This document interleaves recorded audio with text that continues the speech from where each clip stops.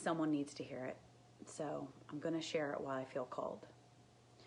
Growing up, I never really felt like I belonged to a specific group.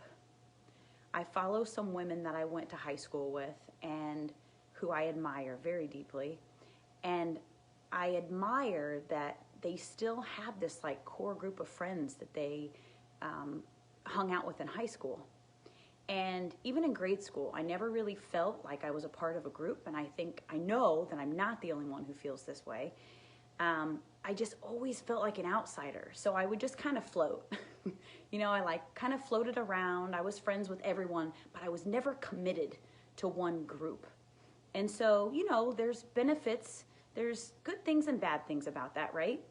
But then something else that I also found myself doing is when I would start dating someone, I would give myself up. Like I would give my identity up and I would take on the man's identity. I don't know why I did that, but I did it.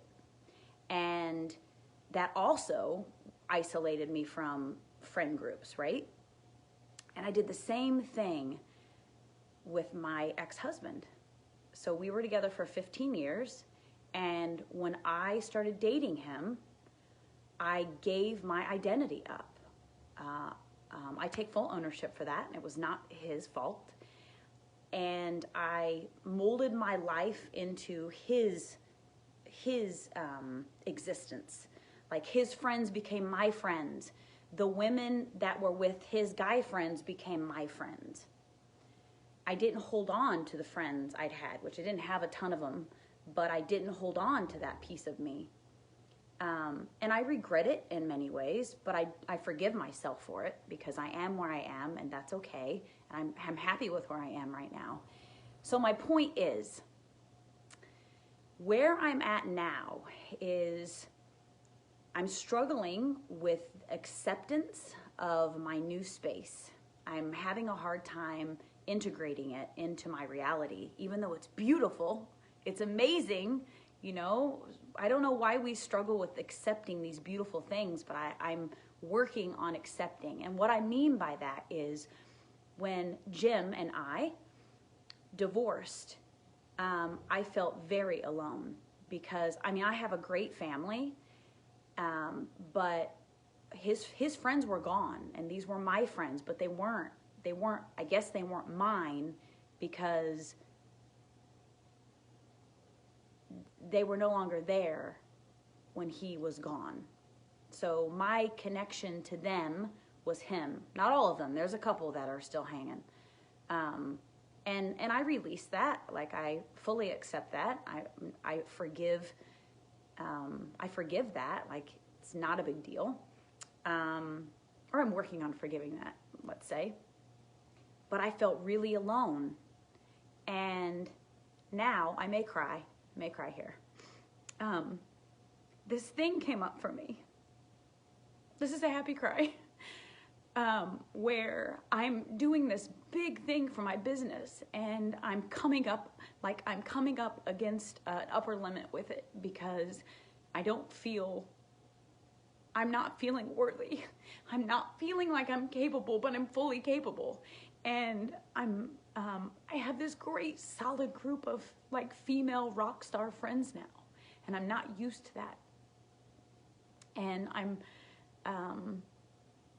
I was just on the phone with them, and Brooke, my mentor, is asking me. She's like, what's going on? You're not being your authentic self in this web class. Like it's not. I don't feel the essence of Monica. Like what's going on? There's something deeper going on. So I really had to like sit in it and think into it for a moment, and it hit me. I was like, I'm not used to having like female friends outside of like my grandma and my aunt and my mom, right? Like authentically backing me and believing in me. And I'm so grateful for it. I am grateful that I have found a space that is showing me a new sense of freedom and belonging and teaching me to love myself on a deeper level than I've ever allowed myself to be loved. And I wanted to share that with you because it's important, and I am feeling more valued than I've ever felt, and I want you to feel the same. So I want to remind you that you are valuable and that you are deserving and that there is a group for you out there. And if you felt like an outsider, like growing up, it's probably because you're a light worker. You probably, if you don't feel like you fit into that like mainstream mold, it's not a bad thing. It's a good thing. It means that you are sitting in a higher frequency than most of the world. Thank you, Brittany. I love you. My sister-in-law, she's amazing. And it's okay. Like, love it, accept it, embrace it, nurture it.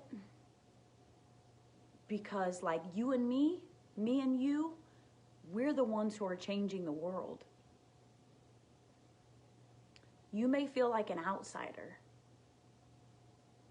but you're the rock star that is changing the world. Raising the consciousness of this planet, like literally shifting the fucking universe. You have so much power. So step into it, but then you also have to accept. And that's what I'm working on. I'm learning to accept my power in creating my own reality and believing and accepting that every single thing that has happened in my life, I have created. Once you accept that and claim that, then you are intentional about your creations. But know that I love you. Know that I've got your back. Know that if you are a woman who is looking for someone to support and love and lift them up, I've got you. You are amazing. You are divine. You're an absolute fucking goddess. Powerful. Gigi, I see you. Cecilia, I see you, and I love you deeply. Have an amazing night. And tomorrow's Valentine's Day, and I used to really scoff at Valentine's Day.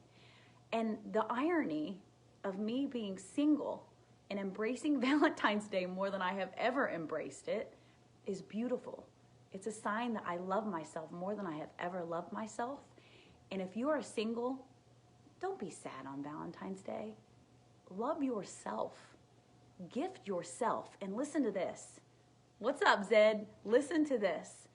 One of the greatest piece of relationship advice I have ever heard is, if you are looking for a mate, if you're looking for someone to spend some time with, sit down and make a list of all of the qualities that you desire in another person,